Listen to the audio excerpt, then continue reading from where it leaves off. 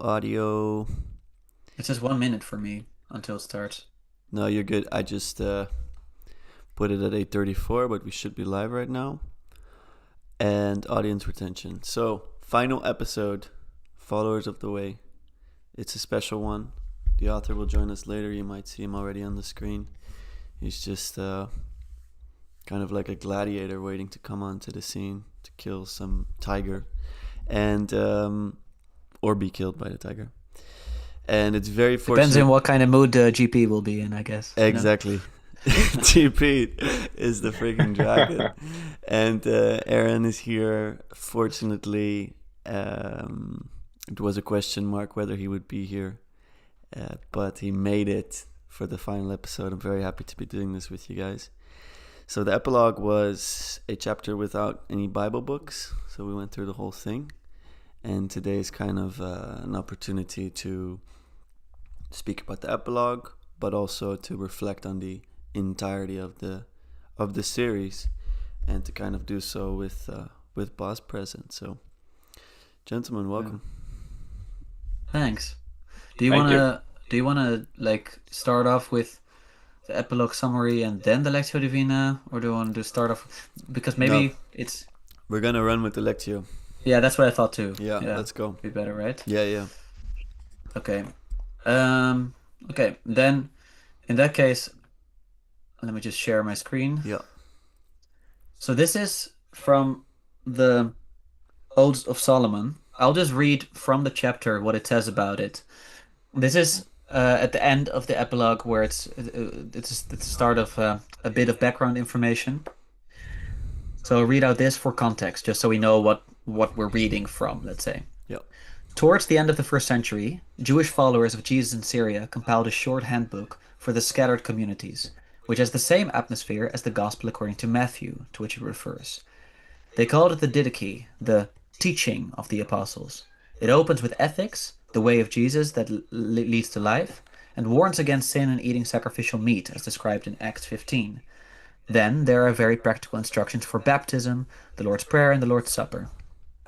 Of interest to us is the unconditional hospitality that the congregations must offer every traveling Christian for several days, including traveling prophets, teachers, and apostles, or messengers.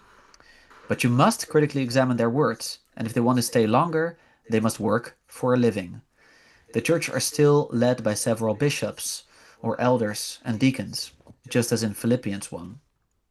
From the same region are the probably Aramaic Odes of Solomon. That's what we're reading from.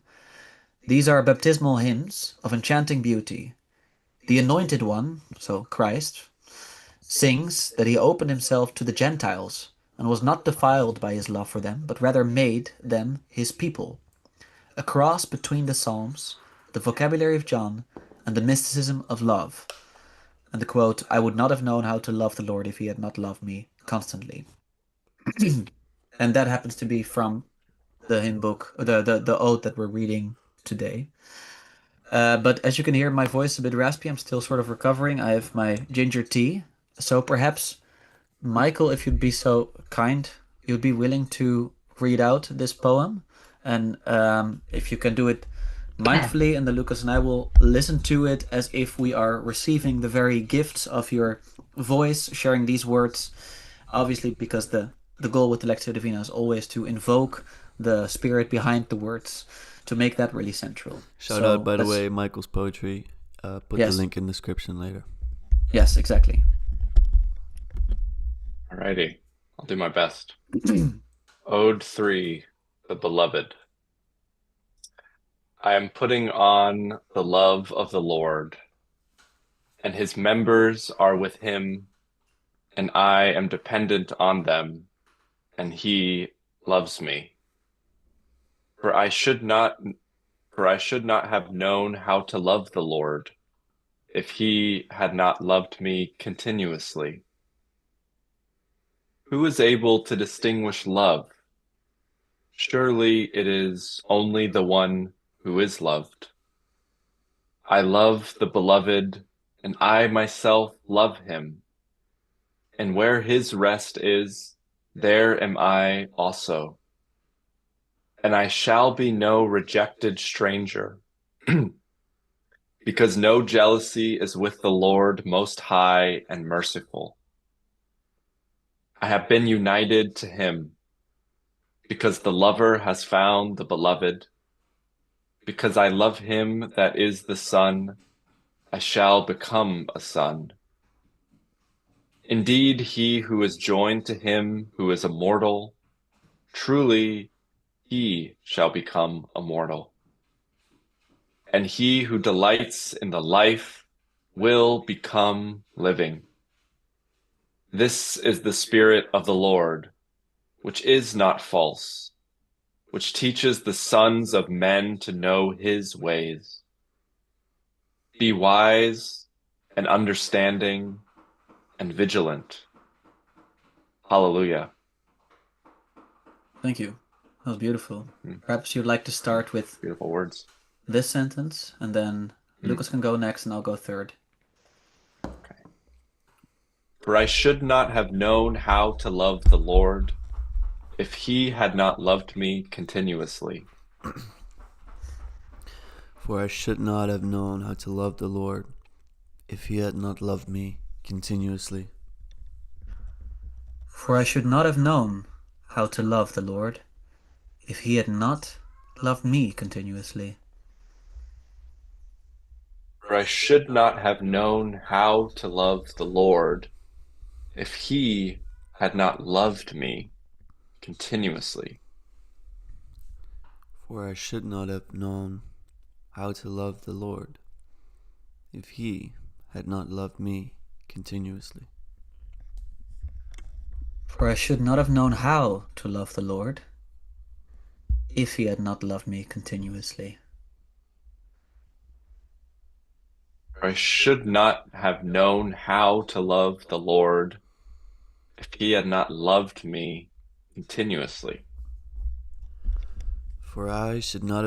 to love the Lord if he had not loved me continuously. For I should not have known how to love the Lord if he had not loved me continuously. For I should have not have known how to love the Lord if he had not loved me continuously. For I should not have known how to love the Lord if he had not loved me continuously. For I should not have known how to love the Lord if he had not loved me continuously. For I should not have known how to love the Lord if he had not loved me continuously. And I think from that round we can go on to what this evokes in you, or perhaps provokes in you, always with the goal not necessarily to speak authoritatively, to speak opinionated, to speak to autobiographical, but to try to invoke the spirit behind the text. So, what does it evoke or provoke in you, Michael? What this evokes in me is the unconditional and everlasting essence of God's love. This provokes in me is realization that God is love. With this, for me, I am reminded of how learning to love wisely takes place. It is not an act of my own, fundamentally.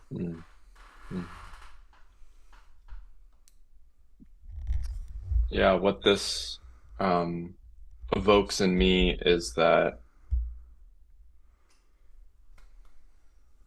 whatever capacity or virtue I have to love God and therefore love the world is a gift that has been given to me. Yeah. That's beautiful. this provokes in me is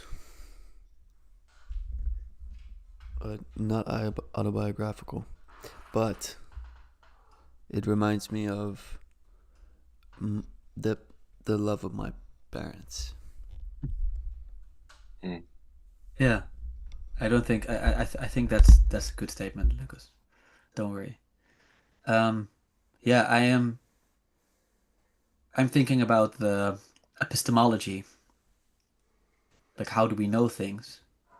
And usually we answer those questions in a different way. So this is a different type of knowledge and of knowing that I feel I've gotten glimpses of, but I want to understand more. Mm. I think as being invoked with the word continuously is the sense that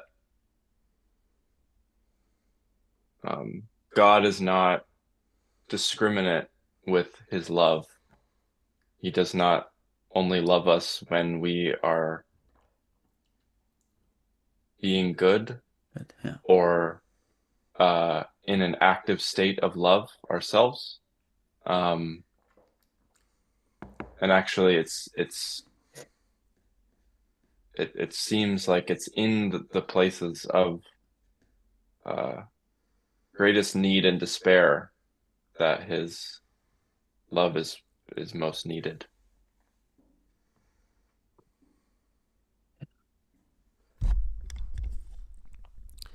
What this provokes in me is a sense of home, rest, peace that comes with truly accepting that love.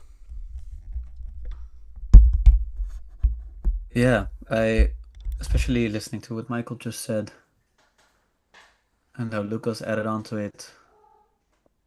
I think about especially that element of continuous love, uninterrupted by, you know, whatever possible missteps there were. It's continuous, and that's helps me to understand what kind of love is demanded from me, not conditional love.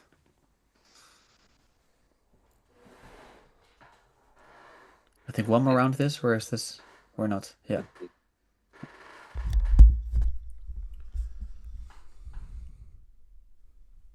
Yeah, what I keep coming back to is the like the primacy of God's love. Like his love for us is happens before we have any capacity to um love him and love others. And maybe this is an exploration for the free play, but the connection between knowing and love, like love as a form of knowing, Yeah. um, is coming up for me. Yeah, I'm reminded of the transcendentals when you just said the primacy, because I wouldn't say the primacy of beauty, but it reminds me of the transcendent nature of love, how it truly lifts you lifts you into something else, lifts you up, and it can help you zoom out on whatever hardship you're going through. That love, uh, whether it's suffering or pain or situations that seem to lack complete perspective, any sense of it. Uh, that love transcends and pierces through, hopefully. Yeah, for some reason, what comes to mind is this image of living water, this continuous well that just doesn't run dry. Um, and that's sort of the water that I want to be drinking. and that I want to share with others. I think now we'll move on to relating it to perhaps something of personal memory, if you can. So this is the more autobiographical round. Feel free to take a little bit more time for this, but you don't have to, because this will only be one round. So, Michael, go ahead. Hmm.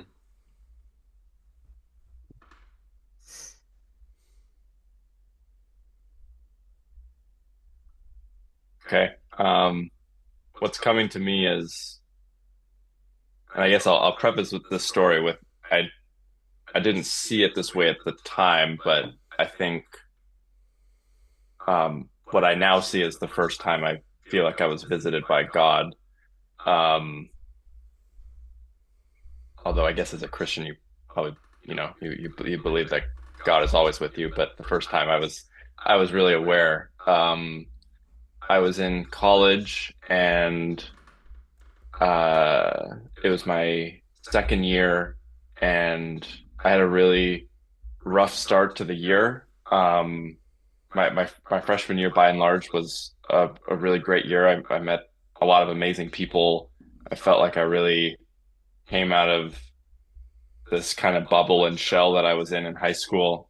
And sophomore year, I was just battling a lot of internal demons, and it was just a lot of like unprocessed trauma from childhood that was just like really rearing its head. And um I I would take a lot of these like late night drives just around campus and like around town. And um I think a lot of it was like, me kind of trying to avoid my life and kind of trying to run away a little bit. And I was like on the outskirts of campus, and I was looking back at my apartment building. Like I could see my apartment, the lights were on, and I was just like looking at it, and it was just like one of those moments where it felt like I was on the edge of something. Like I don't think I really ever considered like dropping out or leaving, but it was just this moment where I just really felt like I just wanted to leave everything that was in my life at the time. And I just heard this voice that said, "You have to go back. There's something worth living for." Like, and it was like just this force that I felt was pulling me back to my life. Um, and there was like all this resistance to that in the moment. Um, but like a couple weeks later, I met my therapist who I've been seeing for, 6 years, who inspired me to take up the same profession. And I feel like unlocked and cracked open um, my heart and soul in a way that I had never experienced before. And I think it was just one of those moments where I didn't know how to love, I think first and foremost myself, and really know how to like show up for my life. And even like really want to be in my life at that point. And it it felt like before I was really ready to be able to do that, there was like this gift that was granted to me. There was this like strength that was given to me that I now see like I didn't really have anything to do with. Um, and yeah, I look back on that event very differently now that I'm a believer. Like I see it so clearly as like as a as a visit from God, that quite literally like changed the course of my life. Um, yeah, I feel like I've been going on a little bit, so I'll yield. Thank you for going on, and Thank you. that was really really beautiful. Thank you for sharing.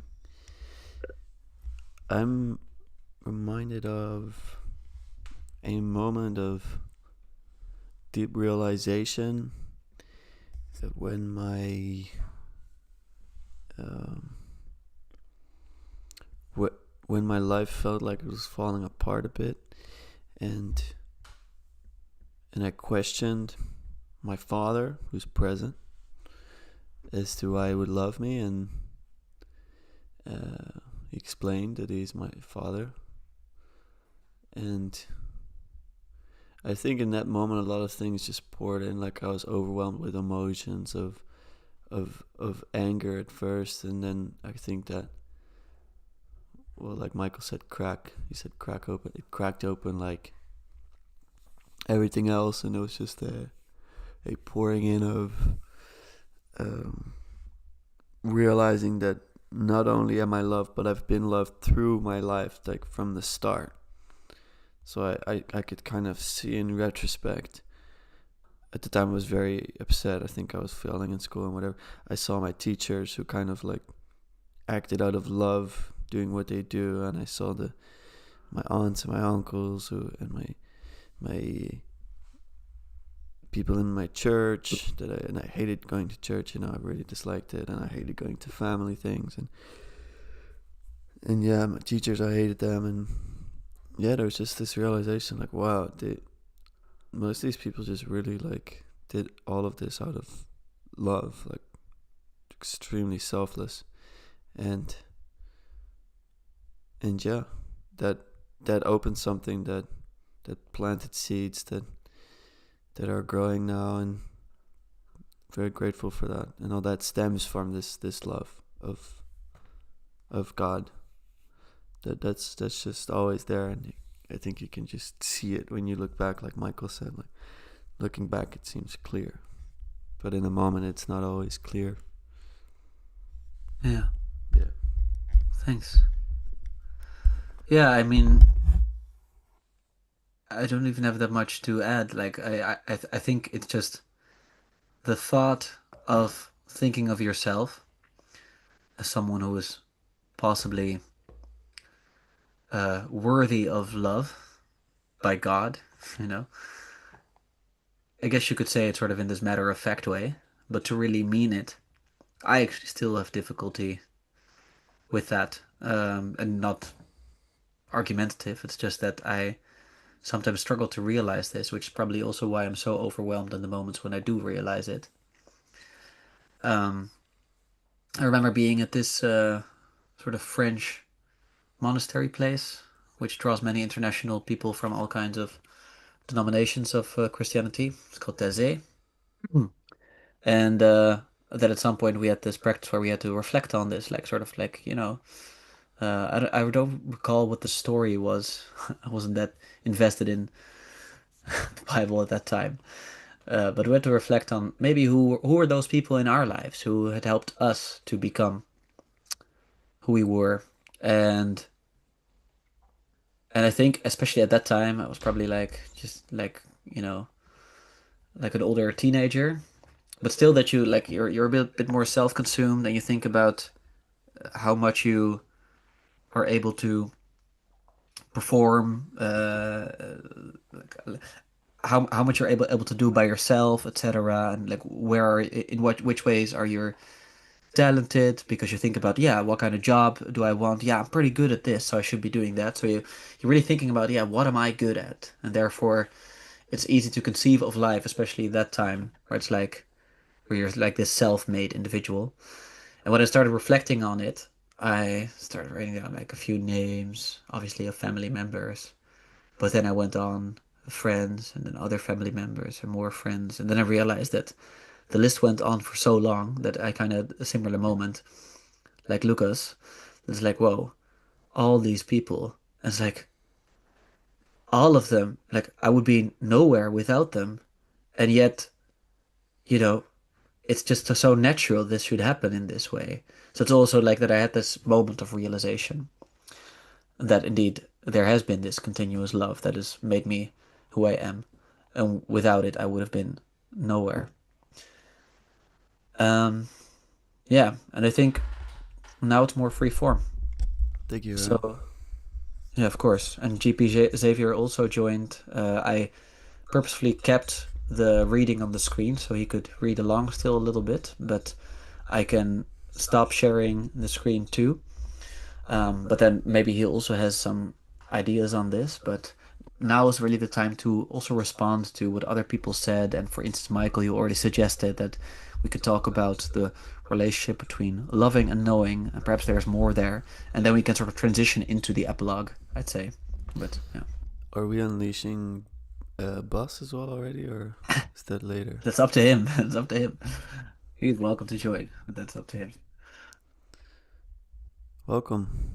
Oh, yes, he is joining, I think so. I think. The boss has left the station. Yes. This is true. Bus has left the station. Okay, I'll stop sharing this, okay? All right. And I think maybe Bas, you want to also share some of your thoughts on the poem or on what we shared, like whatever you feel like. I was also actually reminded of the story you often share about the the realization you had when you were having your first child in Johannesburg. Um, Sort of that love too, that you could sort of get a glimpse of what that love must have been like that has been that Yeah, you were given. maybe, but that's the opposite picture. Yeah, because it's other directed. It's not Um, self-directed. it is. I only could imagine how deep that love had been for me once I had a little baby in my arms that I could love so unconditionally. But this one is earlier. It says, I could never have loved that baby if I had not been loved before. Yeah. So this one goes even before that. So we're born from love and we're made to love. And then we only realize that once we actually get to love unconditionally. Yeah. It's overpowering. GP, you've already experienced it as well. So I wonder if you had the same experience. Yeah, absolutely. I didn't realize how much I could love before we had our daughter. Mm. Wow. Yeah. Yeah. Why do we forget that? Why do we lose sight of that? What gets in the way? Is it just as simple as we are disconnected from God? Not It's just that. Not just that, Michael. At one point, you want these guys to grow up and be responsible. So you start to expect something from them.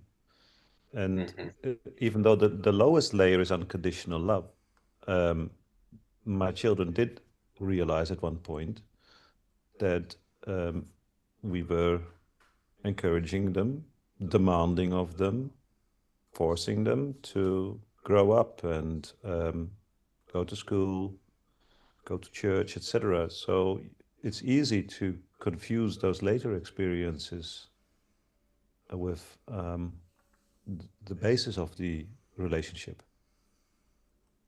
And what Lucas said is that it's difficult, also as a parent, not to get angry in certain instances. But what I found so touching about Lucas's story was that at one point he understood that even when we fail as parents, or when we perhaps successfully apply pressure, sometimes fail to do it in the right way, that even that was born out of love. It's just difficult to do it correctly. But it's so easy to understand why people in their puberty and adolescence experience the love of their parents as conditional and performance driven. or there's like the danger of not applying pressure and becoming like a coddling, overbearing parent. And I think that I think is also out of love, right? But it's like it's not ultimately in service of the child's growth and flourishing and self discovery as well. 'Cause I think I've experienced that side of it, and it's been a journey to see how that was also, you know, from a loving place. And there's fear of, you know, pushing your kids too hard that they don't want anything to do with you. Yeah. Or, you know, yeah, Hmm. or pushing them too hard that they lose sight of their heart, that they become, you know, too cold and calculated, or um, it's a very difficult balance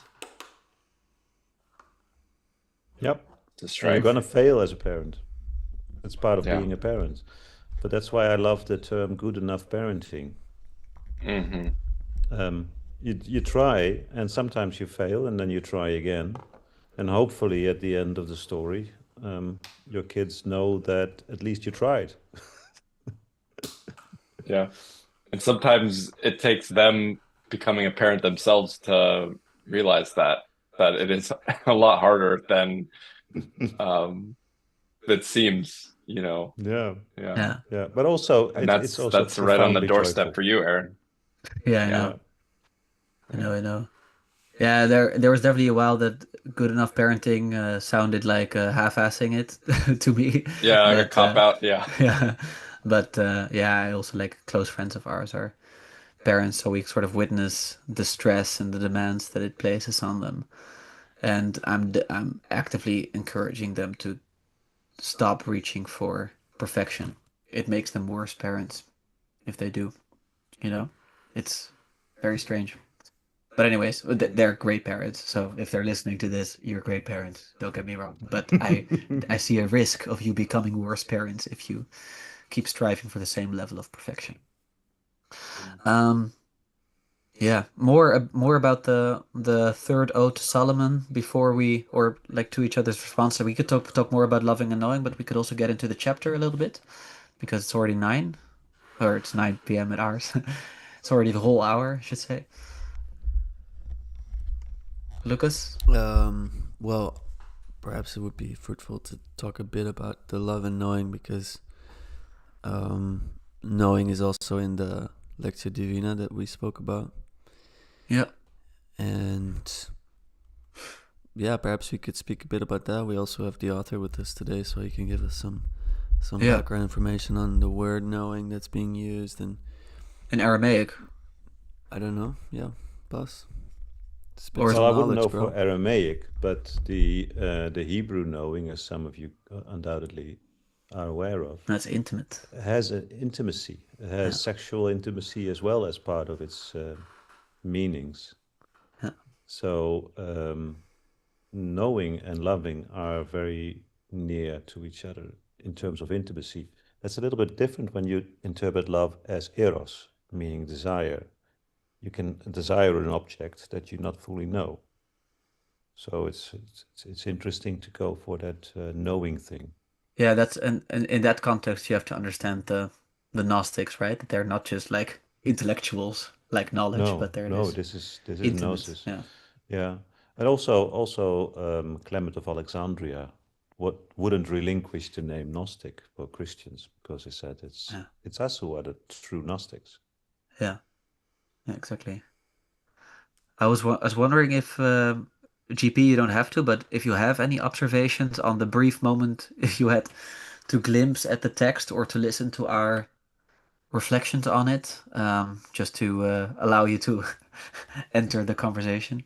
But I think I came, I think I came in too late because I only got the very tail end of it. But it was nice hearing sort of your personal reflections from Lucas and yourself, Aaron.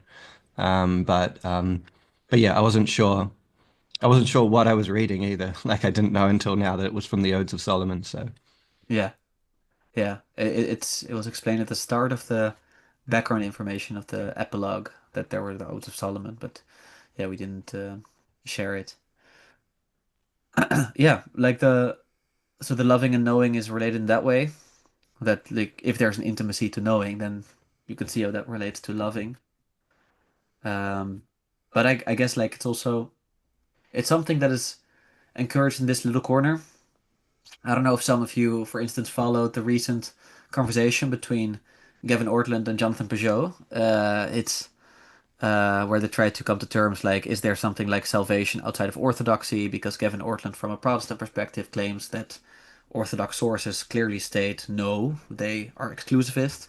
And Peugeot is like, who are you talking to? That's not my experience of Orthodoxy. And the problem is the conversation, at least if you ask me, was very, and you saw this from other people in the corner too, was very frustrating to watch because they were really like heading down on the arguments, whereas it was very clear that Jonathan Peugeot was personally hurt, like damaged, I'd say, by his Baptist upbringing and the experience he got from the Protestant faith. And they probably could have made so much more progress if they talked more about, wait, who are you? What was your experience? But they immediately went to the arguments, and I think the conversation suffered because of it. So there's this sense in which they did not know, really, they did not know in this deep sense, because they did not do it lovingly, even though, like, in form, perhaps, like they mentioned that they have respect, etc., for each other. So I think there's something to that too. That's something we're trying to cultivate in this little corner, that we put the person first, and therefore that's why I think Luke Thompson calls it like personalistic knowing, or something like that. Like it's the fifth P, propositional, procedural, and then something like personal, like that's so important. So I think there's something there too. Any other reflections on this?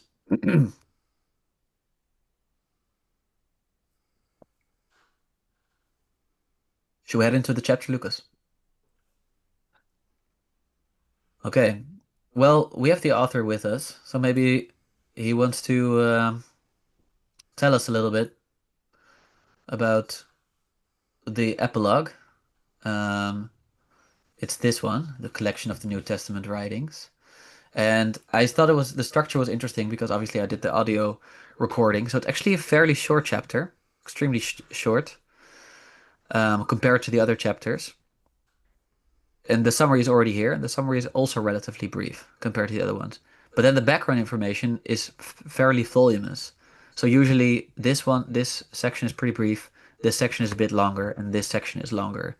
So maybe you want to talk a little bit about the format of your epilogue, if you remember. It might have been a Oh yeah, while yeah, since yeah. you No, read it. no problem there. Yeah, go for it. Go for it. Well, the second century is so incredibly interesting. What's happening there, but it's also so easy to lose perspective. So, for instance, people sometimes say, "Well, there must have been a million different gospels, and they just selected these four, etc." So that's why I start off with the numbers game. This is something I presented at the Society for Biblical Literature at the time, about the modeling, just using spreadsheet modeling and different sensitivity analyses, etc., to show how what we know fits with this average growth rate. I'm stressing average because, of course, there are always times that things grow faster and slower. But the point is, it means if you combine that with the number of people who could decently write a story or an argument, that there were very few writers available, authors available.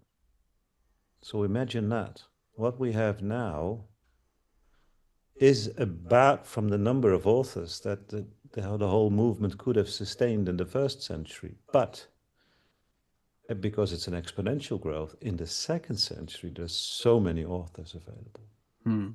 So it's a really a very different context. So if you evaluate statements like Dan Brown's talk about the Gnostic Gospels, etc., they often forget that there is a clear numerical restriction on the number of authors you could have had in the first century. Right. Yeah. Just one odd thing to know. Of course, this chapter is a bit shorter because I'm not introducing any New Testament books, which is the purpose of the whole thing. So I purposely introduced the books later as additional information for those who want to, because there's a lot of beautiful stuff also among the Gnostic writers. But what I wanted to show first and only perhaps is what did it mean to call this the New Testament? Because we already had the word New Testament, but it didn't mean a collection of letters and Gospels and the Revelation. It only came to mean that in the hands of a Roman elder, Gaius, who talks about the written New Testament. So that's really something new in the 2nd century. Now that doesn't mean that there were not earlier collections, and that's why I talk about the Codex. The Codex is an amazing thing. It sort of on a literary front, it started to contain literary works from about 200, but the church was far earlier with that. And the Codex is interesting because a scroll can't hold that many pages. Not as many as a codex can. A codex is big enough to hold the 4 Gospels. It's big enough to hold the Pauline letters. So it, by its very nature, lends itself to coming to a collection, which is fascinating. And then, of course, there is this thing about this tension between Jews and non-Jews, and I should also say anti-Semites in Christianity in that 1st century. And it's not nice to say, but many of the Gnostic writings are outright against. They use the word Hebrew in a derogatory way, and it seems that of course, you also had Jewish Christians and very Torah observant Christians. You already see this a bit in the Gospel of John, right? Like that, at least he doesn't say Pharisaic as much anymore. He just says the Jews more often. Yeah, I know that has to do Judeans, with... or the Judeans. Yeah, okay. That's a debate. Okay. It could be that it was interpreted like that later on in his writing. Yeah.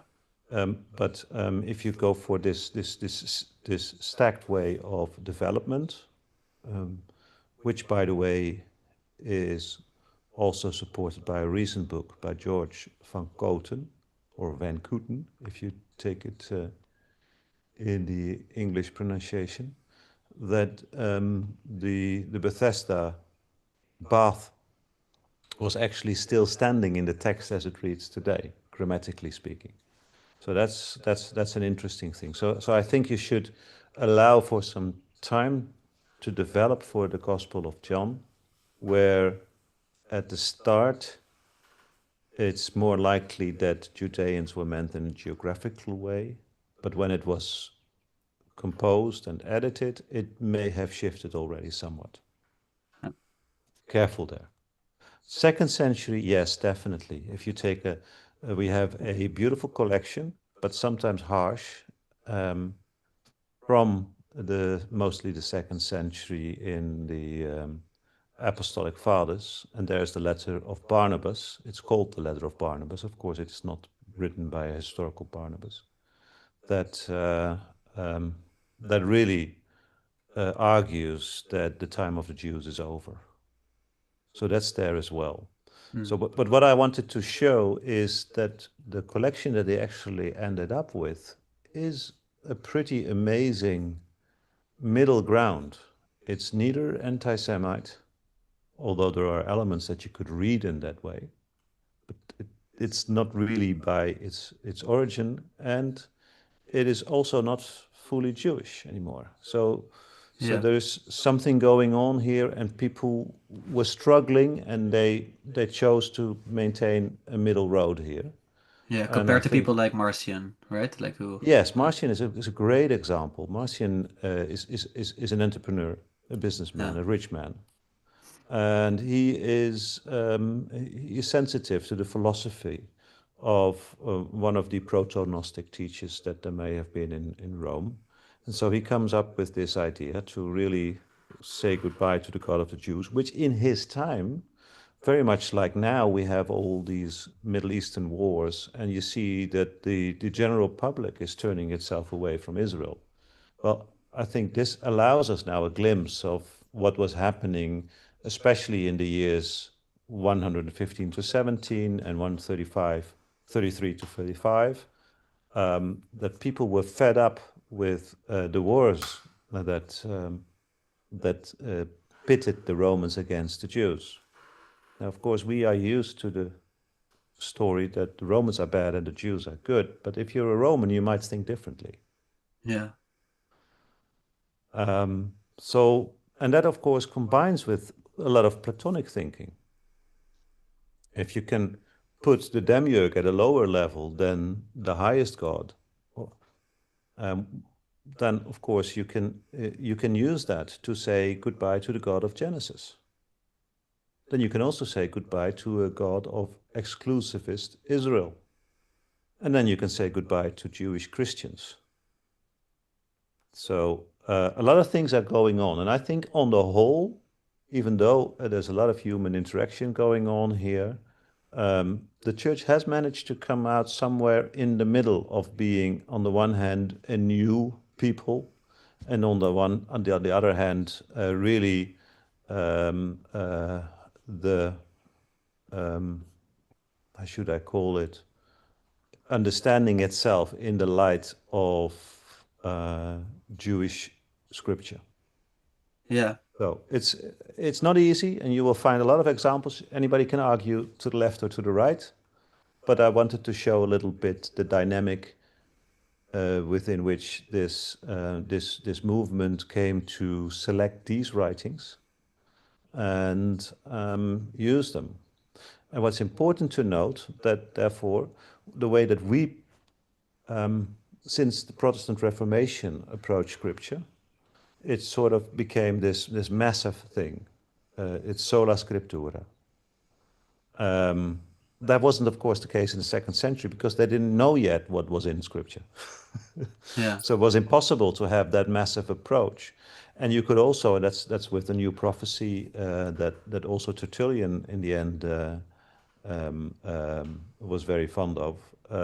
You can see people struggling with how much is Holy Spirit and how much is still happening today and how much is fossilized text that we use and the days of prophecy and revelation are over.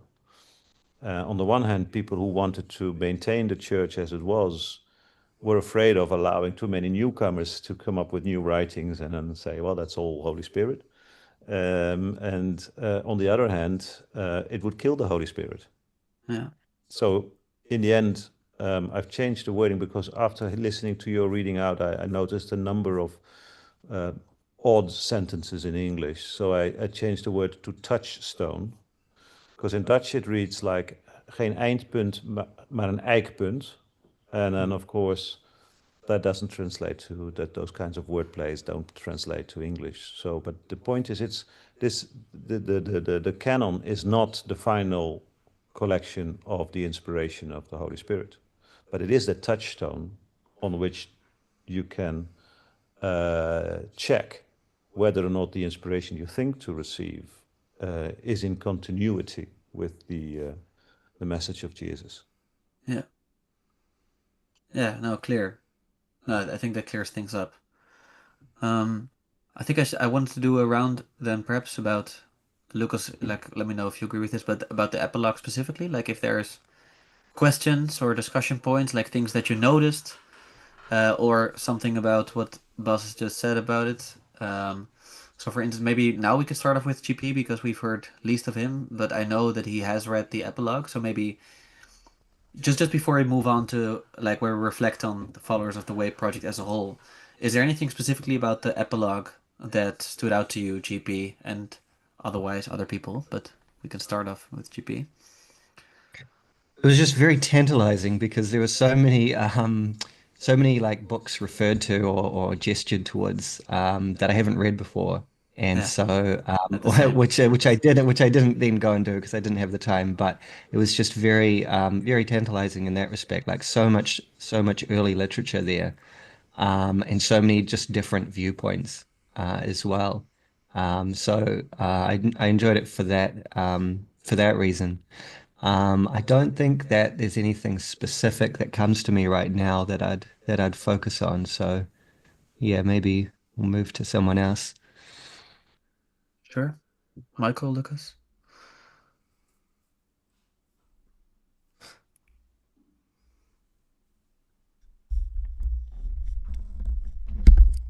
Let's see. I thought it Lucas, I don't was, hear you. Oh, yeah. yeah, no, I'm here.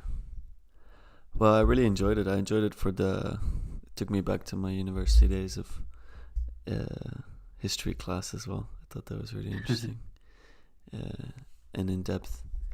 And also, I mean, indeed, like what you just said about the anti-Semitism is just one of the many examples in which I'm continuously reminded of how differently people took and are taking scripture. It's something that I'm really, well, this entire thing that we've gone through, the followers of the way, has really made me realize that a lot.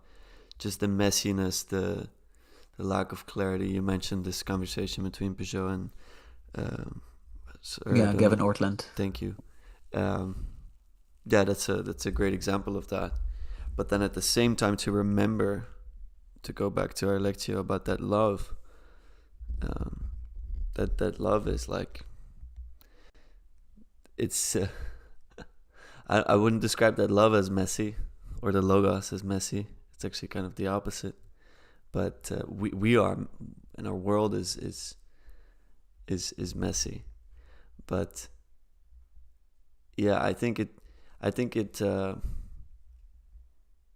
well, maybe I'm zooming out a bit too much to the followers of the way in total here, but I feel so much less division resting in that love and trying to go back to that at all times, especially when you feel such a difference and when you see these conflicts and these wars and everything that's going on. That was going on then is going on now, of course, as well. And whenever I see that also with people around me, with friends, and I just go back to that love, and it gives me rest and also a steady foundation upon which I can say, we're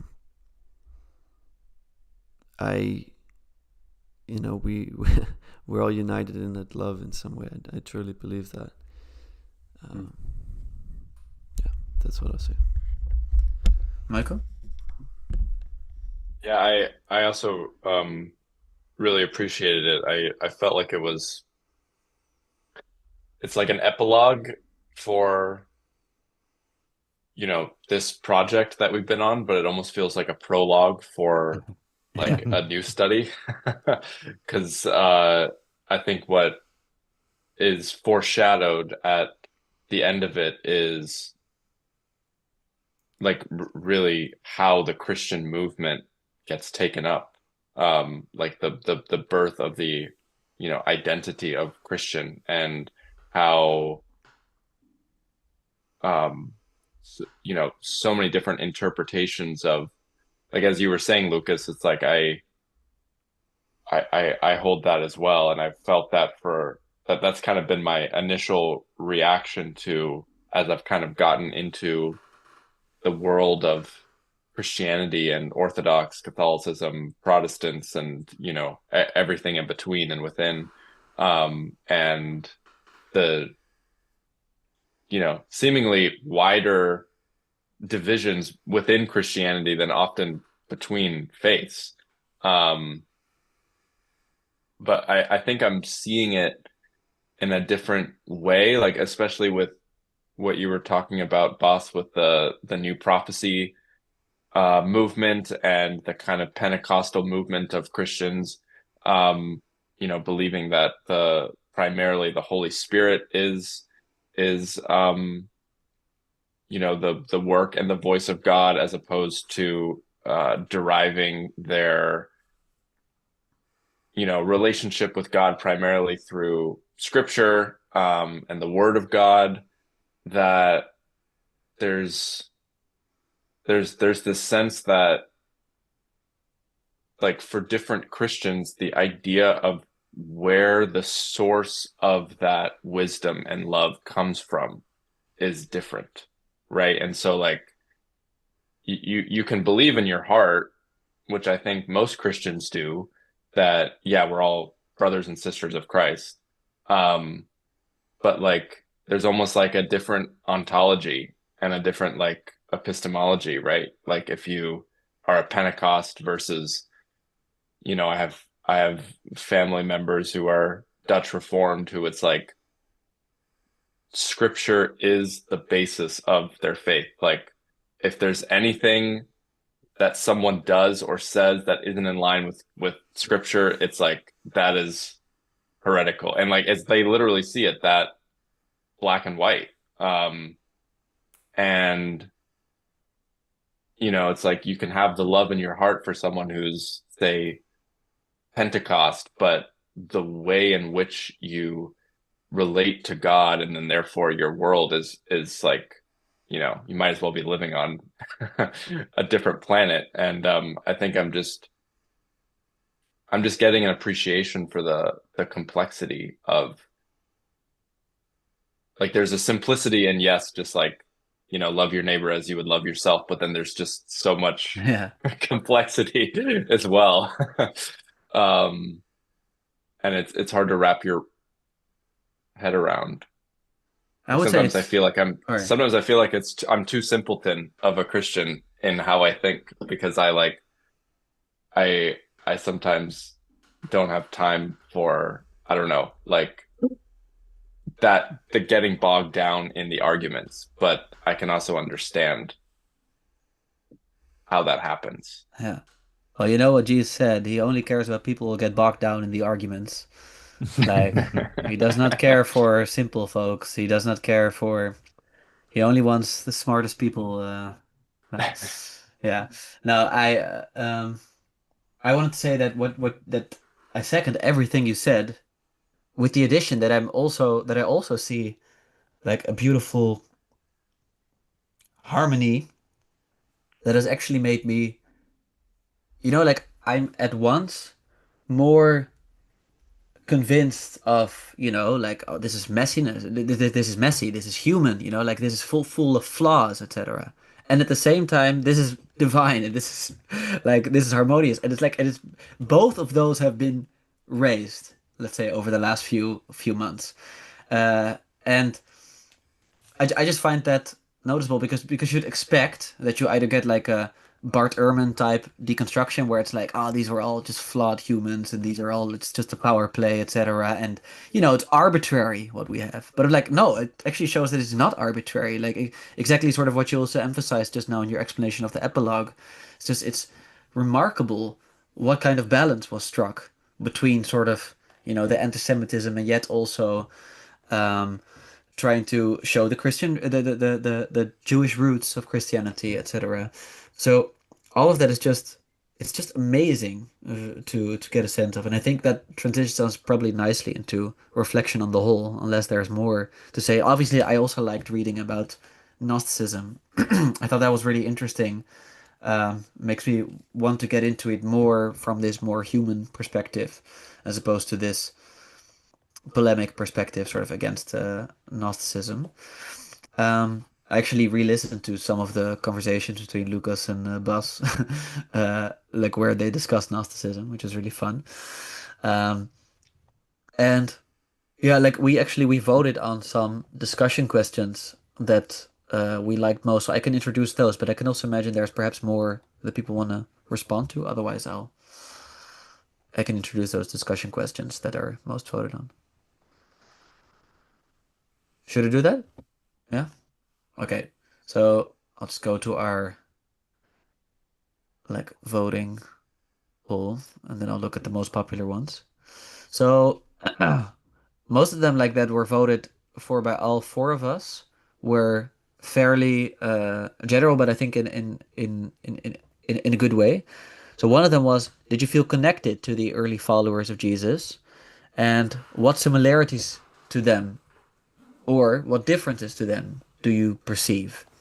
Um, so I'm kind of curious, like, did you have an experience of surprising alienation? Like these are really people from a different culture, and this was kind of alienating at times, or was it mostly like, oh yeah, I know these people. So perhaps that's a question we all voted for. So does someone want to speak to that? Why did that question stand out to you? Like all three of you also voted for it.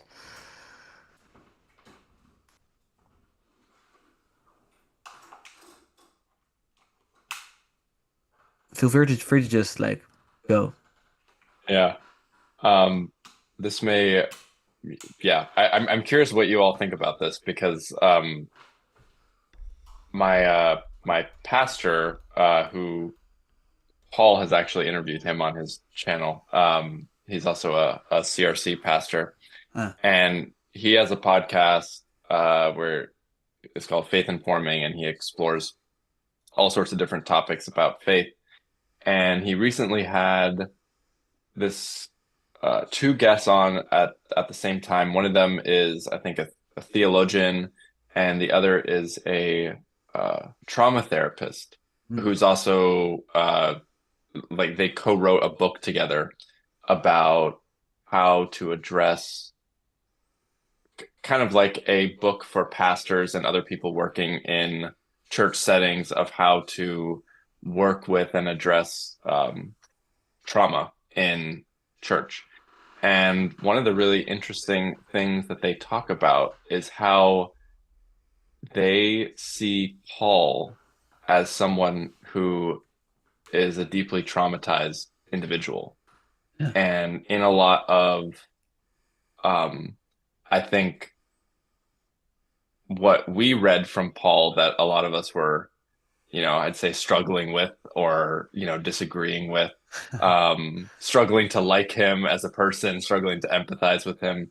They say that that kind of certainty by which he speaks is actually, and I have to revisit it to really like grasp their argument. But that is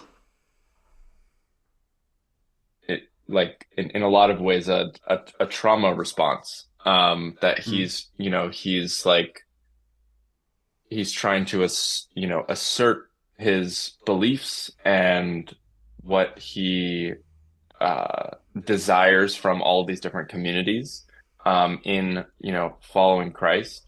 But he, it's kind of how I don't know we see a lot today of like people who portray a certain like masculine strength and certainty, but often there's like a lot of insecurity there, like an inability to be comfortable with ambiguity, with human frailty, with fallibility, things like that. And as just kind of a larger point, I think I really connected with a lot of the early followers of Jesus because they, for all of their faults and their misgivings and their lack of trust and belief and all these things, like they always found their way back to faith. And I think that's just really admirable. Like, and sure, you have Judas, but like by and large, like, someone like Peter, it's like he wanted to be good so badly. And you can't help but root for someone like that. And I think that's very Mm. like there's not like a lukewarm faith. And I think that is like very admirable and aspirational. But yeah, the Paul thing was kind of maybe disjointed from that, but I'm just curious. I just found that very Mm. fascinating to consider. And they were also talking about how like Paul was like a very short man, like in that time, like he was a short king. And that could have played into it, like a little, insecurity there. And then obviously he was like physically beaten and flogged, He like was a bad public repeatedly. speaker too, Yeah, apparently. yeah, That's yeah, what it. yeah. They also mentioned that, but then he also like was, you know, like writing all these letters and like a public figure at the same time. Uh, Um, so I'm curious what you all think of that because I think we tend to read these stories in maybe a bit of a vacuum and not consider like hmm. yeah, we say, these people are human and they're, fallible and but to have the like lens of, yeah, like these people were deeply emotionally wounded and actively being persecuted as well. Like, how would any of us behave under, similar circumstances? Yeah. I think it's really nice what Michael, you raised in this categories. did they talk about what they believe the origin of this trauma was? I do think so, and I'd have to go back to the interview. I think it's mainly kind of speculative. Like they talked about the physical side. I don't know if they got into his family history. Boss, maybe you would know more about that. Because one of them is like a also historian of that time period as well. But it's Um, not hard to imagine, right? What his trauma could have been. Like Paul, why are you persecuting me? It's like yeah. that would be pretty traumatic for me. Like just becoming a Christian and then realizing that you've been persecuting all these people who you now love. Like that would be extremely traumatizing to me. But I'm not sure if that's what they were talking about. But Yeah. yeah. I think a lot of it was like, Mm. the classic re-perpetuating the trauma that was done to you because you haven't processed and healed it. And Mm. so, like a lot of these things that happened to him, yeah, he's like unintentionally, right, kind of doing to other. But I feel like I'm speaking out of my depth now, but I want to shut up and hear what other people have to say. Lucas, you wanted to say something, right? Or Well, yeah, but I thought it was kind of going into a more interesting place there. First, I just wanted to say that I really like what you raised about, well, not just about Paul, but in general, just about the human aspect of it. I think that's uh, both brought me closer and further away from them in many ways, because you deal so much with the particularities of them that you realize, oh wow, my particular situation is much less extreme first, but also the cultural context is it's hard to understand. I think it really took me, going through the New Testament with Boss, with my father, to see, to kind of unpack the layers of the cultural context, to allow me to let the story work on me, in me, and through me, because uh, you you read those texts, and I think a lot of it is lost on you if you don't understand some of the culture and the history, and so that was very helpful. Um, but you also realize, like, wow, yeah, okay, these people lived in a different world, in a magical world with sorcerers and with, um, you know, I mean, executions, of course, still happen, but me and Michael or yourself aren't going to be killed because we say we're Christians, like that's just, thank God, not happening in our lives right now. Um, so yeah, I just thought it was really helpful that you highlighted that a bit, and also to me, history is always interesting because I like to get closer to it, and seeing those particularities, hearing that Paul was short, I love those things because it helps me imagine it, and it helps me. I mean, it's what you like to do, Bob. You love to. He always says, like, I live inside the first century. He say stuff like that, and that's yeah, that's really cool. I really like that about it. some of the other questions, by the way, I'll just mention them, and then we can just have a free-flowing conversation until the end. But like then at least I've mentioned them, and we can continue with this point, or go to the other questions.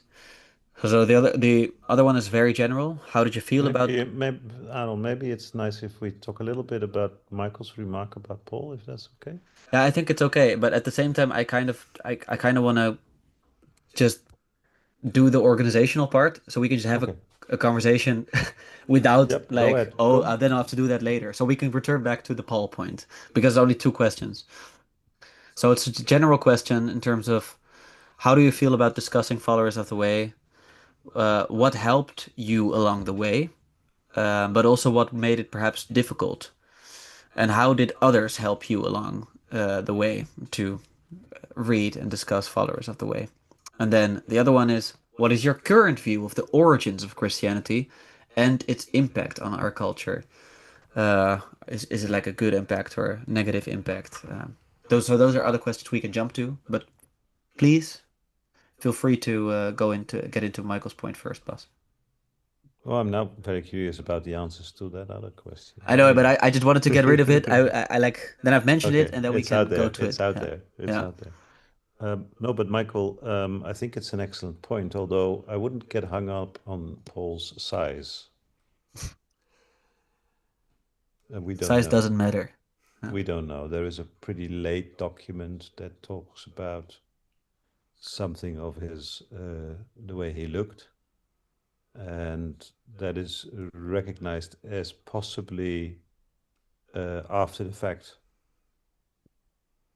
So there were certain ways that people thought that they would have to portray intellect, and then we have a different language code, so we now read that sometimes as a deformity.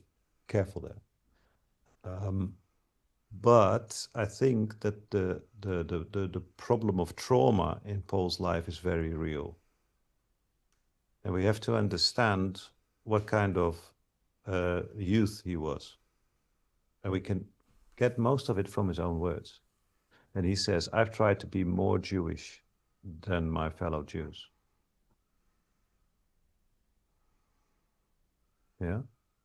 And and then you have to think about that a little bit. Why would he want to be more Jewish than his fellow Jews, more zealous for the law than the Pharisees?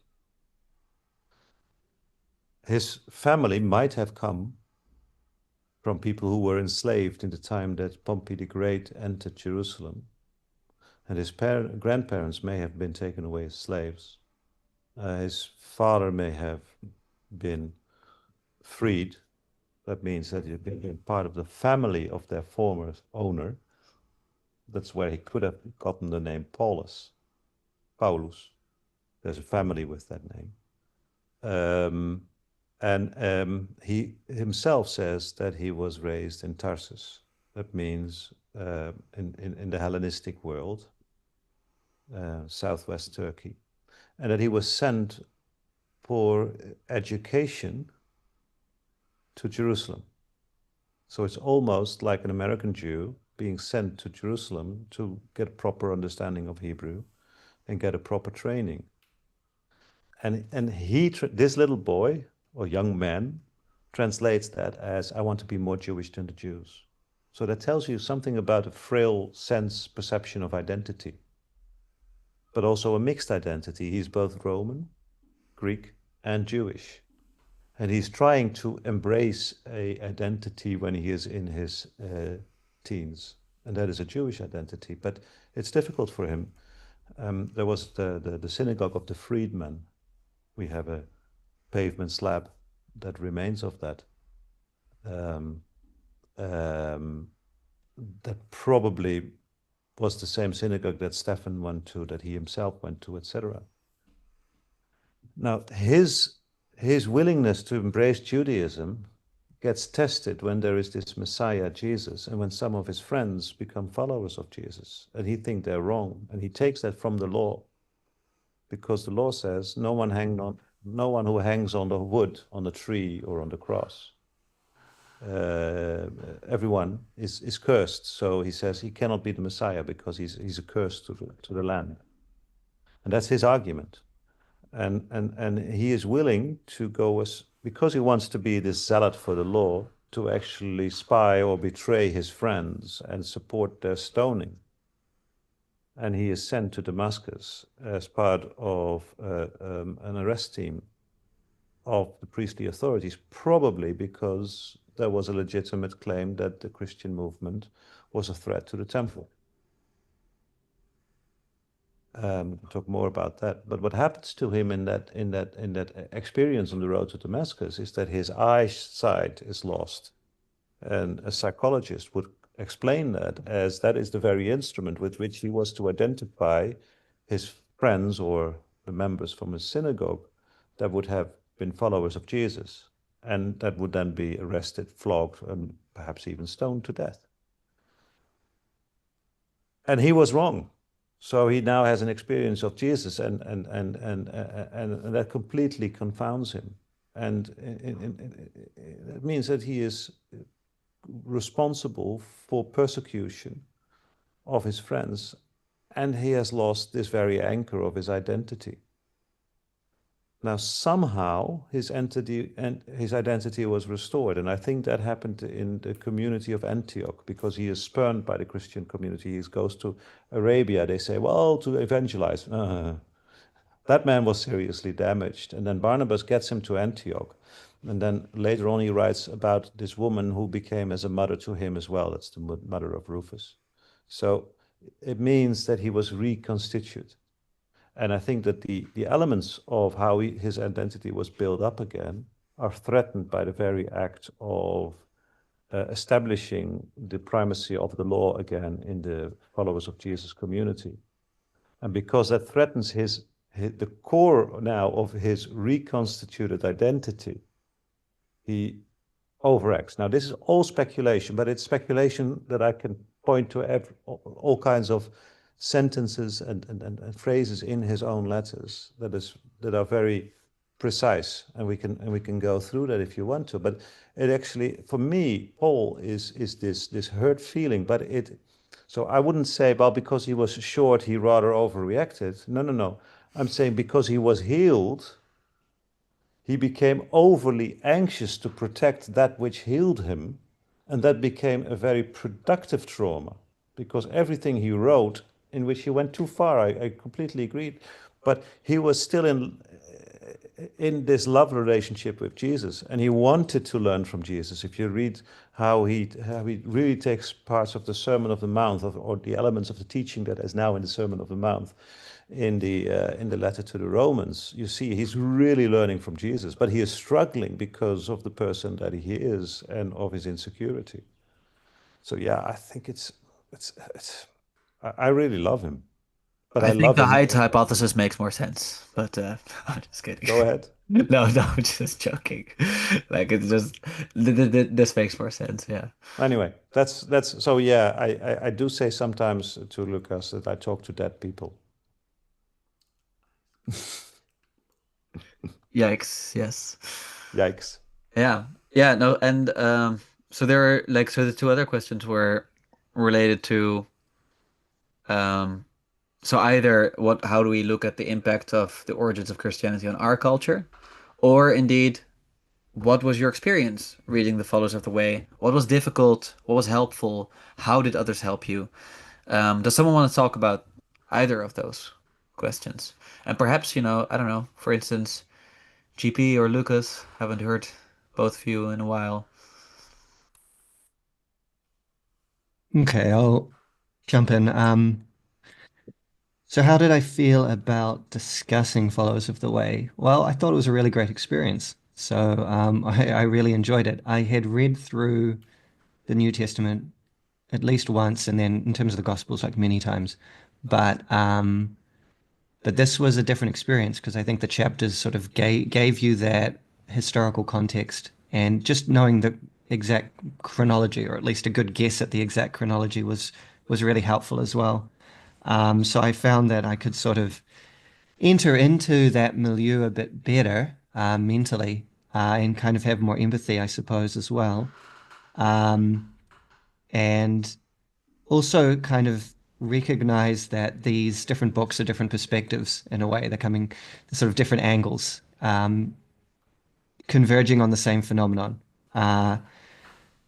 And how did others help in this? Well, obviously I've been a bit challenging in certain respects, because I guess I'm the person in the group that's not a Christian. But I also appreciated challenges coming back at me, and especially Aaron, a lot of pushing me on some things, often offline or off air. But I did really appreciate that. So I just wanted to say that, to sort of make me look at things more closely or consider things more deeply. Yeah, do maybe should I tackle that other question as well at this stage, Aaron, or should we spread it out? Tackle the other one? Okay. My current view of the origins of Christianity and its impact on our culture. I mean, I think, and I've said this before a few times, but I think that really what comes through to me in the New Testament writings um, is the prevalence of the miraculous. So, the Spirit working, like people actually being healed and so forth, not just in Jesus' life, but after him as well. And that must have been such a salient feature of the early community. And so, if you were exposed to that, you'd be like, what's going on? What's going on? Um, I get the sense from some comments that you've made, Bass, and you can correct me if I'm wrong, but you tend to kind of naturalize those miraculous things or kind of give a kind of material explanation.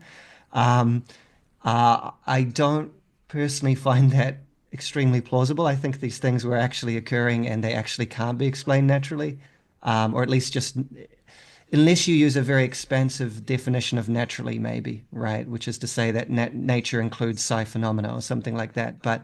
Um, but in terms of like, yeah, for me, that's the really salient aspect of it is that, um, and for me, that goes to the question of the origins of Christianity. The origins of Christianity were this man, Jesus Christ, um, who is something unique.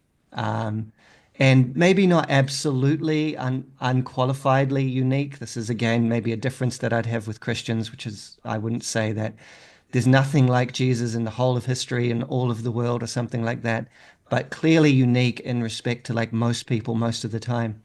Um, and the power that he had and the wisdom that he had um, suggest his divinity or suggest his close connection to his divinity. How you want to conceptualize that or make that into a metaphysics, that doesn't really concern me too much. Like I'm as happy to say that he was a man that is very close to God as I am to say that he's kind of somehow a manifestation of God or God coming down to humans. But the center was Jesus, and Jesus was like, was, you know, the center wasn't just people's sort of theories or imaginations. That's what I would say. The center was like this active force, this actual person. The impact on our culture. Well, I think obviously I lean Nietzschean in a lot of ways, but I would grant that Christianity has given a lot to our culture. Like, I think just that emphasis on agape is incredibly important. Was hugely transformative, has been hugely transformative in a positive way for our culture. Kind of just informs the way that we live today and just interact with people and see people. And I think that's incredibly important.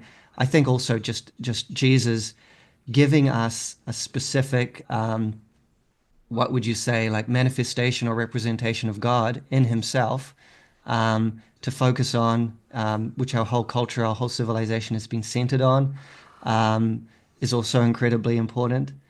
But I think that certain criticisms of Christianity are also valid, like especially the main Nietzschean one that there is this kind of intense neuroticism in Christianity that I see that you can certainly see in Paul. So this conversation about Paul potentially being traumatized is an interesting one. Without having fully looked at that, my sense is maybe trauma is too strong a word for it. I can see in Paul, at least as I read him, features that are kind of common to everyone, although they may be more accentuated in certain individuals than others. I think his sort of definitiveness and his kind of this is the way it is, not that, is again, it's very human, it's very normal, especially when you're dealing with religious groups. Um, I think that, and this connects to another question that we've already done, but like how do you feel connected to the early followers of Jesus? I would say yes and no. Like I do feel like I can enter their perspective more, um, and I would certainly be attracted to it um, based on the emphasis on agape, but also on the like spiritual things that were occurring, the miraculous things that were occurring. But at the same time, I think that it would look like what today we would call a cult. So not just a cult in the anthropological sense, which is technically true, but like like it would actually look like a cult. Like they were very concerned with dogma. They were very concerned with excluding people versus including people. You know, don't invite these people into your house because they're teaching wrong doctrines and from Satan, and you know, ostracize this person from your community. Give his body over to Satan, like things like that. And so I'd feel deeply, deeply uncomfortable in that scene, I think. I probably wouldn't last very long in that. And then I think that otherwise also like Christianity, um, so I think just naturally Christianity, even from the very beginning, includes this exclusivist dogmatic strain, like that's kind of comes together with it. And I don't think it can fully be separated out without destroying the integrity of Christianity. So that's what I think in terms of that. And then finally, another kind of Nietzschean criticism. I think it forecloses for us a certain possibility, which is the possibility of affirming the world as it is. And I think it necessarily forecloses that because it's looking beyond the world as it is. Um, so you could argue that it's looking not at heaven up in the clouds or something like that. That's all very fair, but it's looking for a transformed world. It's looking for the new Jerusalem. It's looking for the new creation. I don't agree with people who sort of say that actually what they're really talking about is just a historical transformation where all the conditions of nature will hold, but everyone will love each other more. I don't think that's what Jesus is talking about. I don't think that's what Paul was inspired by. I don't think that's what these early Christians were staking their lives to get. I think they were looking for the complete deliverance from suffering. They were looking for the complete manifestation of God. And I think these things, while very positive in terms of motivating behavior, um, and motivating spiritual transformation, they foreclose a possibility, which is just coming to terms with the world as it is, loving and accepting the world as it is, which is the kind of Nietzschean affirmation. And so for me personally, which is because I'm someone who's thinking about these things very deeply and trying to um, kind of progress in terms of that affirmative stance rather than the looking to the transformed future. Yeah, that's another thing that I think Christianity kind of hobbles our culture with. Um, and it leads to a kind of moralism, making morality the very basis of reality, which I think is potentially poisonous.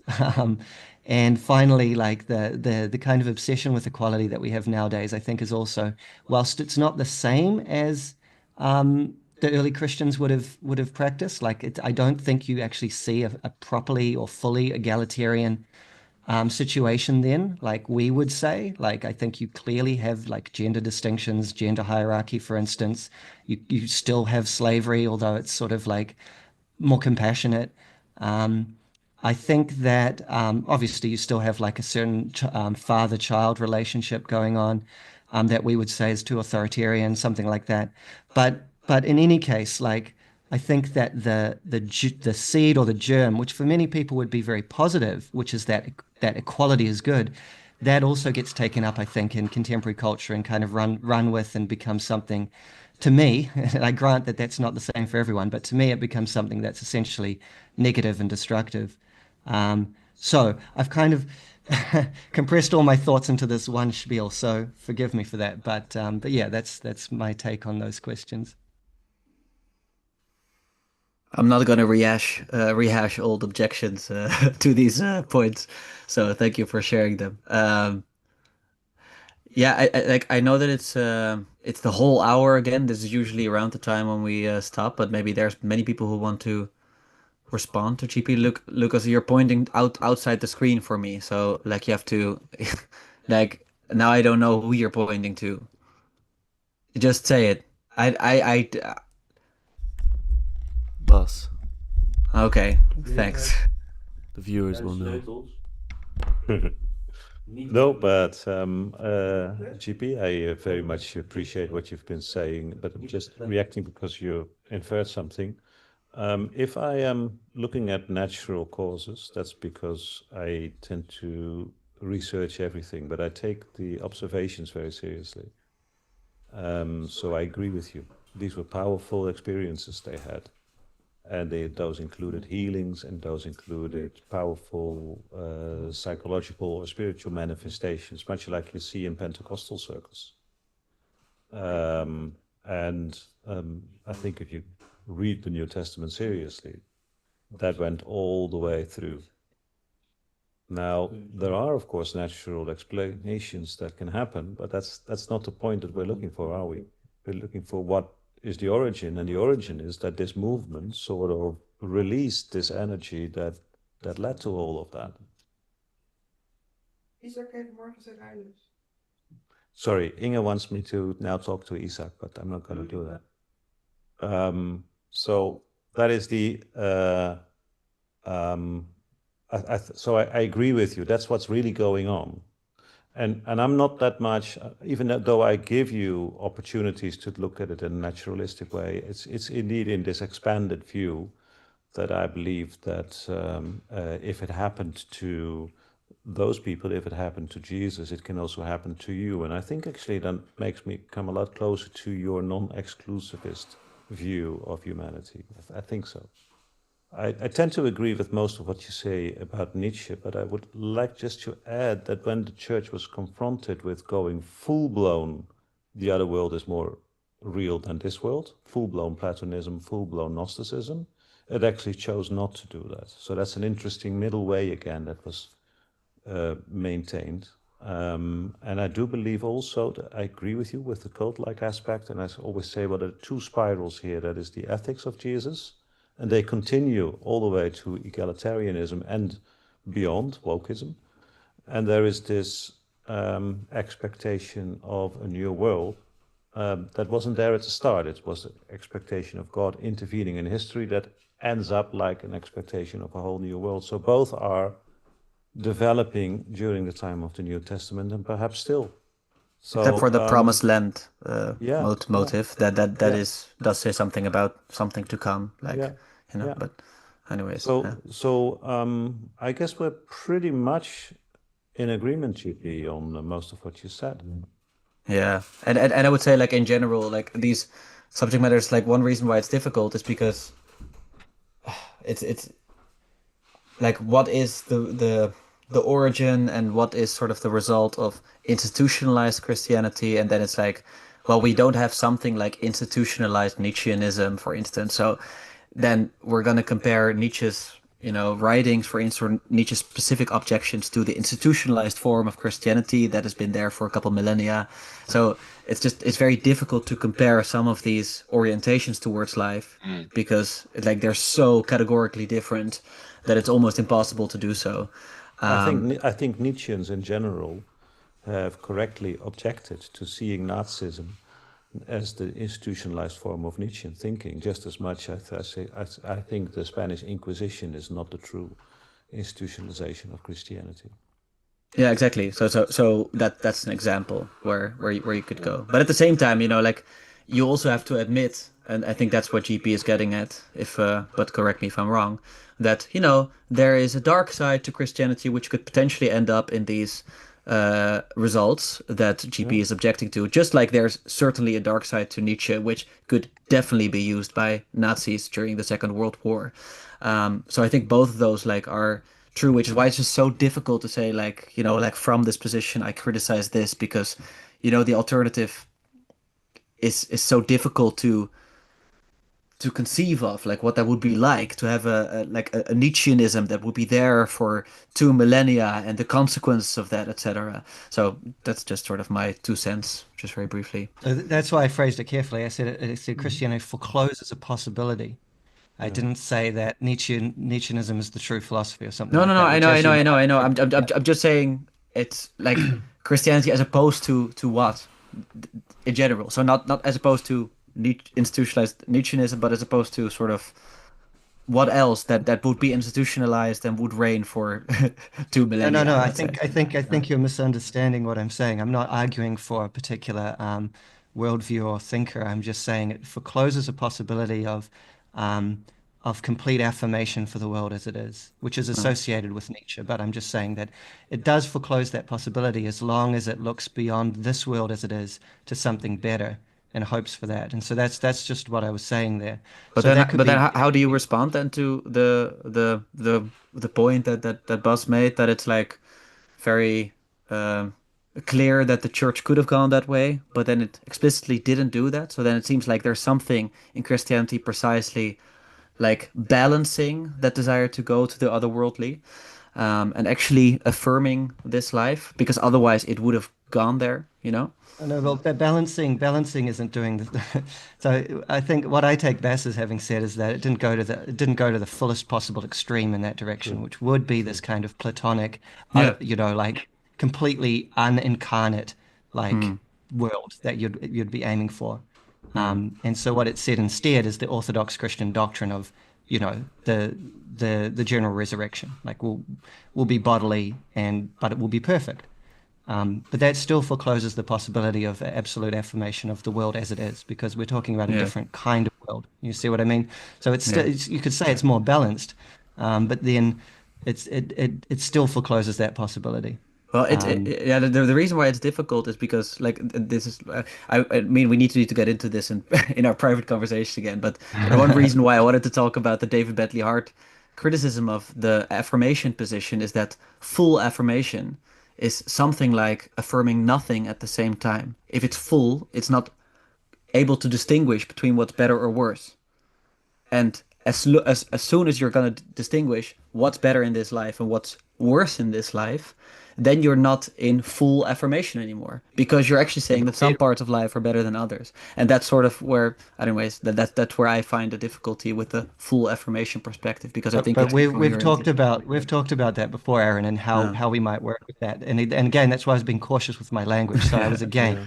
to re-emphasize, just saying it forecloses a certain possibility, a certain train of thought, yeah, a certain area of exploration. yeah, Whereas what you're saying is, um, you're kind of saying that there's no possible other position that I could hold, right? Right? But mm, I'm just saying that if you wanted to go in that direction and see what is possible, for instance, yeah, can you affirm everything and also specifically affirm good things over evil?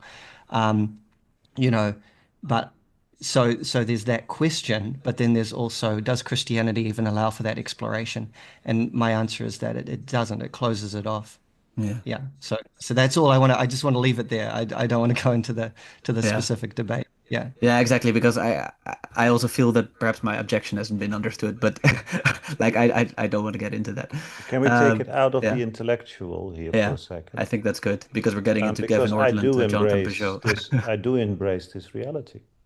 Yeah, I do embrace this nature, and I do even embrace this folly of nature that produces so much life in summer, all to be swallowed up in death by winter.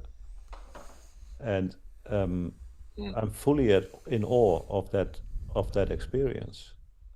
So I think the word foreclosure, GP, is perhaps too strong, but because I do identify as a Christian, I do think that I am inspired by what I read there. But for me, it's more a infusion of two realities to the full. And so I do also fully embrace this reality and this world. And if that makes me perhaps a less dogmatic Christian, so be it. And it makes me also perhaps more open to other traditions and philosophies, so be it too. Um, but it didn't in no way foreclose that option to me. So maybe Just a that's quick just one. question there, Yeah, because I've been curious about this. So do you believe, Bess, that there will be this world to come, this resurrection? I wrote about this. If you go into the Apostolic Creed, that I have a friend who very much believes that, and I'm a little bit jealous of that. But for me, it's not something that is leading. Although I do recognize also in the followers of the way that this is an essential part of the movement, and you see it all the way from John the Baptist to the Book of Revelation. Um, but that is not my most personal. I'm not at all busy with the afterlife or a new world. I'm not at all busy with that. Although I'm happy to understand that there's always this promised land as part of the motivation that people need to move forward. That's a very psychological thing. I know that. Maybe it's a very poor thing from a Christian dogmatic point of view. But when I was a kid, I used to have bad staying awake because I couldn't imagine this eternal life and having to be anything but horror. And it was only when I read Saint Augustine that I sort of came to rest with my emotions. So I recognized in Augustine, I recognized that God is beyond time and place, and that really helped me. And so yeah, I think I'm not that typical we all do this all to get into heaven type of Christian. Yeah, I Yeah. think we're probably fairly similar. We're in probably fairly similar places then in that case. Yeah. And so I think, yeah, I think that's really interesting to hear. If we had a remaining disagreement, it would just perhaps be around the terminology of Christian and you know who that applies to or doesn't apply to, and how crucial this belief in general resurrection is to the faith. So, but in Yeah, terms of our and I personal also think that position, yeah. no, yeah, but I mean that we talked about this before, that this might also be a different in terms of like demographics, that for me, obviously, like I was raised by this individual, so for me this has been uh, a very normal view to hold. But then also I didn't feel that I was told by other Christians like, no, that's a very strange view to hold. But maybe that might be the Dutch Protestant demographic that I'm in. But still, like I know at least hundreds of people, perhaps thousands of people, sort of in those circles. And certainly there's extremes there. So it might be that that's just different from other demographics around the world from different centuries. So maybe, like we are, we have blind spots towards what other people hold, but that's at least why it's difficult for us to perceive this to be this essential part of Christianity, because that means that essentially we are not Christians in some sense, because we would be missing an essential component of Christianity, and it's just hard to swallow that, let's say. Hmm. Anyway, I love your comments, GP. So that's why I really wanted to stress this. It might be fun. I did that with Lucas to at one point in time to talk about the Gospel of Philip for a few seconds, because I think that's an extraordinary mind that was put to that text that deals with these items, and might be fun to do that one day.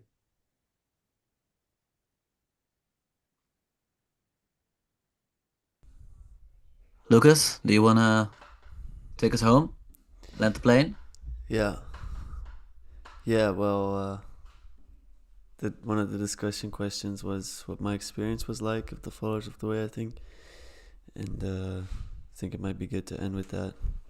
Maybe hear Michael as well. And yourself.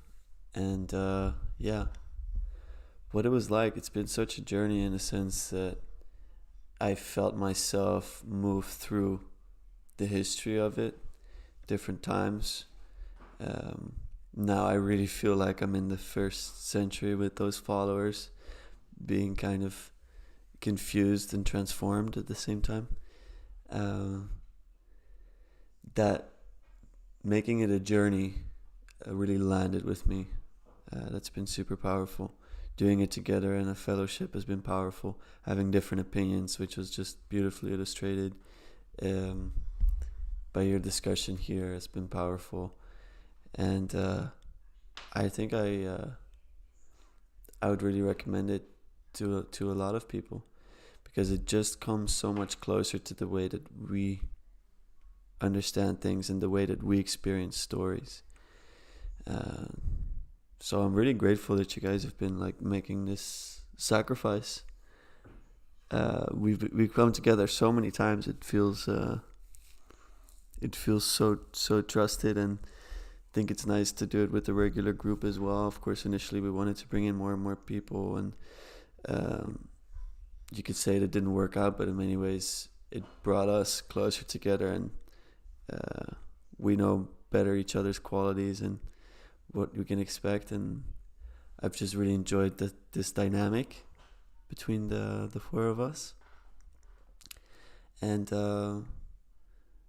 yeah, I think what I enjoyed the most was moments of personal reflection and insight that followed from it, the ritualized nature of the Lectio Divina, and Yeah, I hope we take some of these practices, like you mentioned, the Gospel of Philip, but into other things. They don't have to be as long of a project as this one was, but yeah. So mostly it's just a big thank you and a larger thank you to you, boss, for creating this. I hope more people will get to enjoy it and learn from it.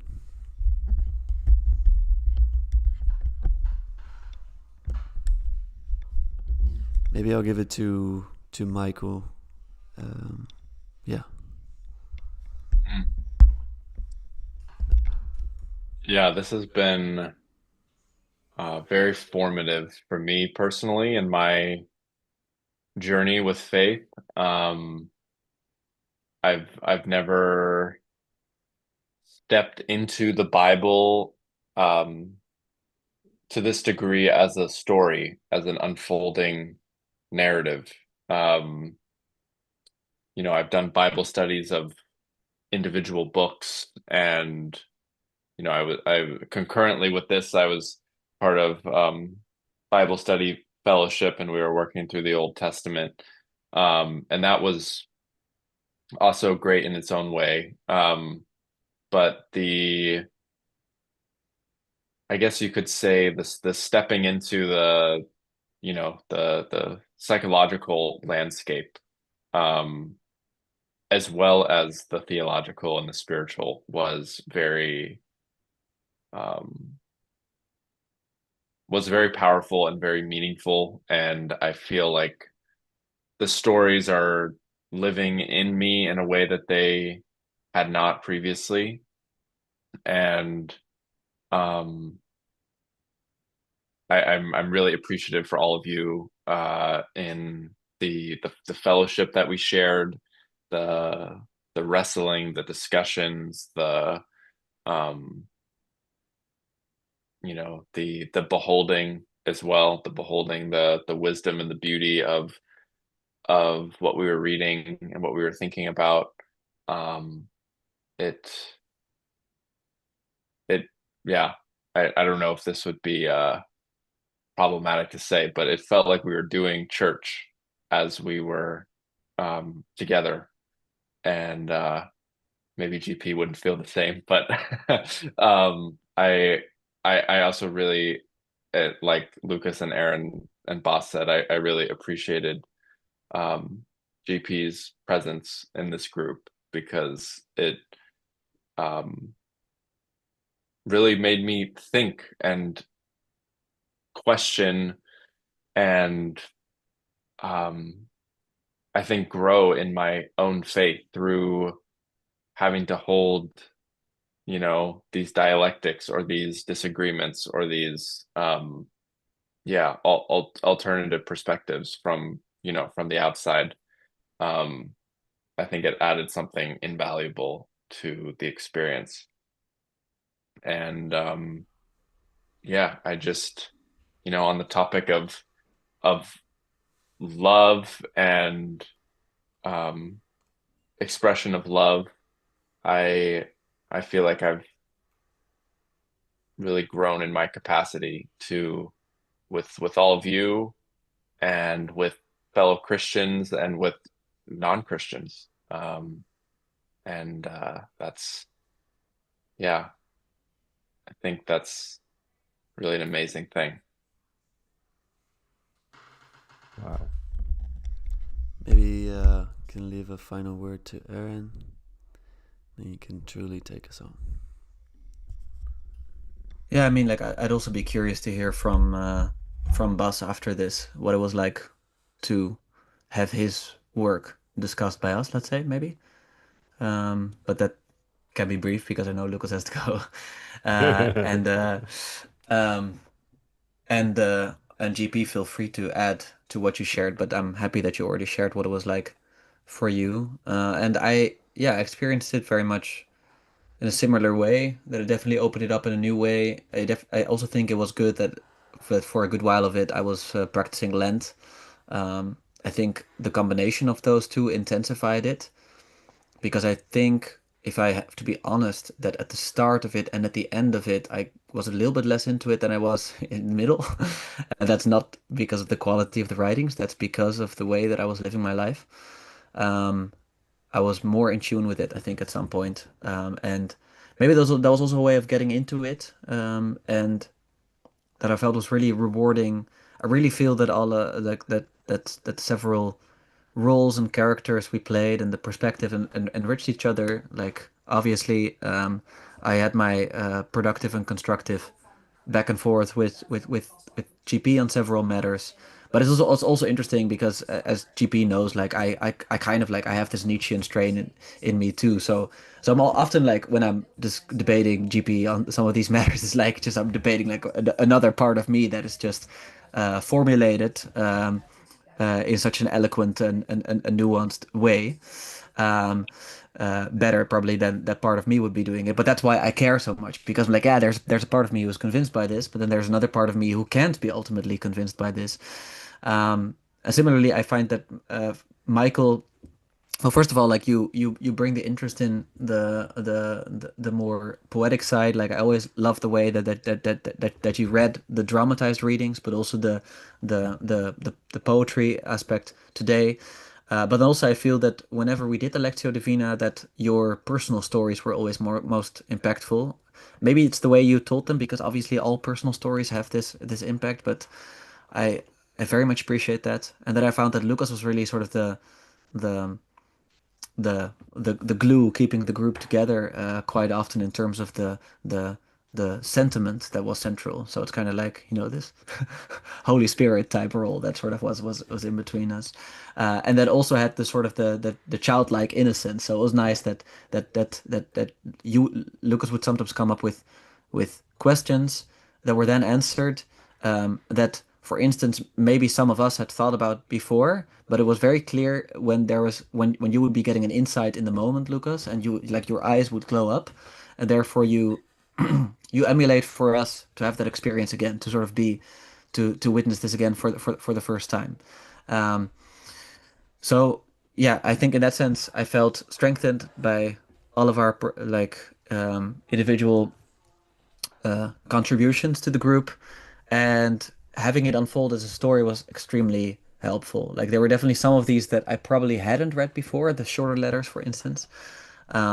Most of the other ones I did read, but just like not in this context, and it really invited me into this new discipline, like just like a discipline in terms of like New Testament studies, but also um, just this new world that is really fascinating, and you come to care about those people. And as I already said, I think previously in a previous session, like one of my like the biblical text we had for our wedding was by Paul, and to sort of get to know what he was like and in which circumstance he wrote that to which church does not diminish the universality of that at all, but it contributes to it, you know.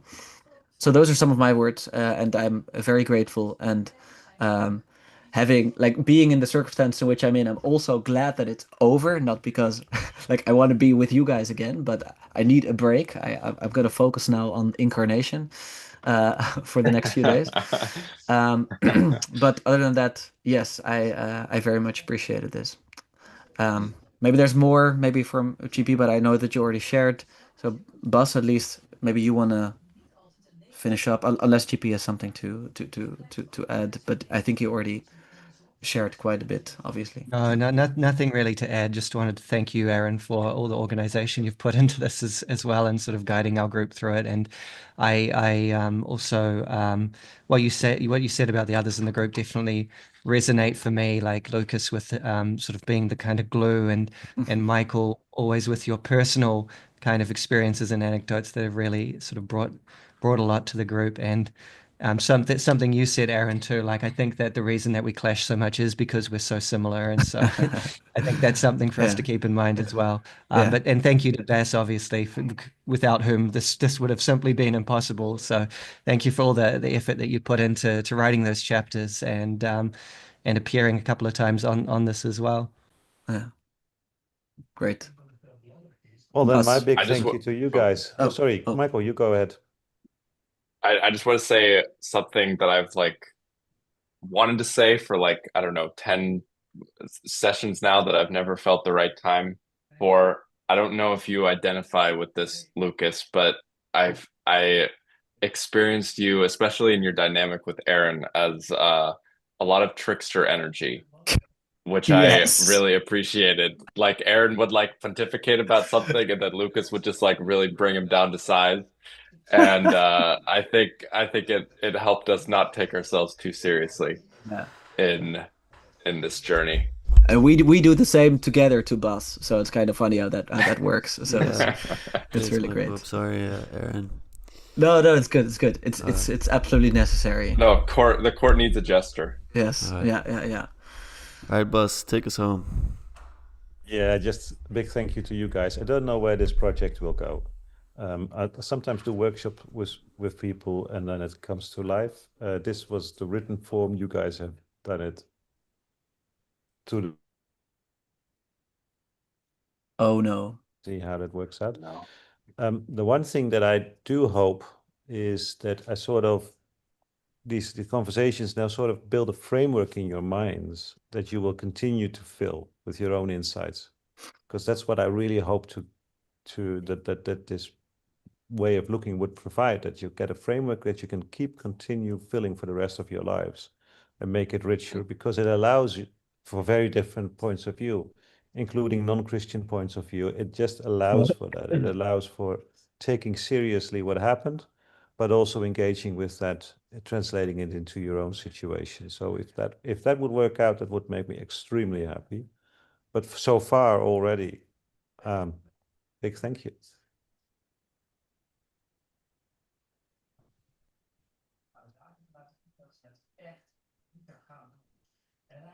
All right. That concludes Followers of the Way. Thank you, gentlemen. Thank you all. Thank you. Bye-bye.